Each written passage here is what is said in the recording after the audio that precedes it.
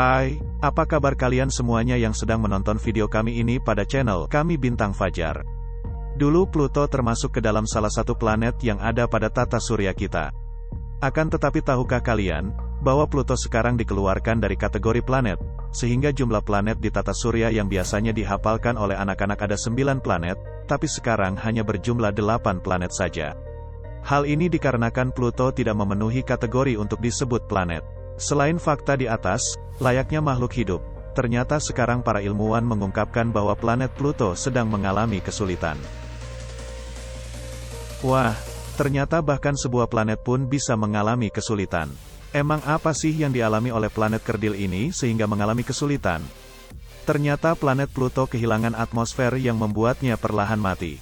Hal itu karena para ilmuwan menyadari bahwa planet kerdil di tata surya kita sedang mengalami perubahan yang menyebabkan atmosfer Pluto menghilang. Terletak 4,8 miliar kilometer jauhnya dari bumi, planet es itu dapat diamati oleh para ilmuwan ketika melintasi jalan dengan bintang pada tahun 2018. Ketika bergerak di depan bintang, Pluto muncul backlit, menawarkan para ilmuwan sekilas ke sifat fisik planet ini. Penelitian yang dilakukan oleh sekelompok ilmuwan termasuk banyak dari Southwest Research Institute, mengklaim bahwa atmosfer es Pluto perlahan-lahan sekarat.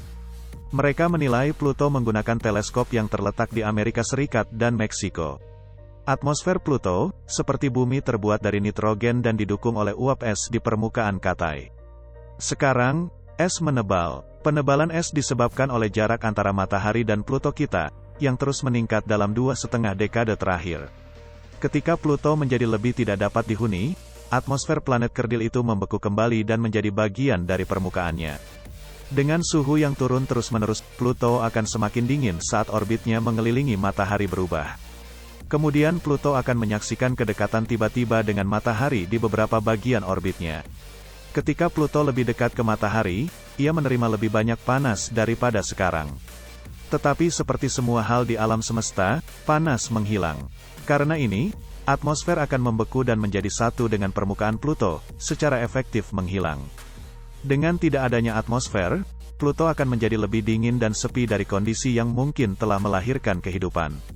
Pada dasarnya, semakin dingin itu, semakin rendah ruang lingkup kehidupan potensial di Pluto.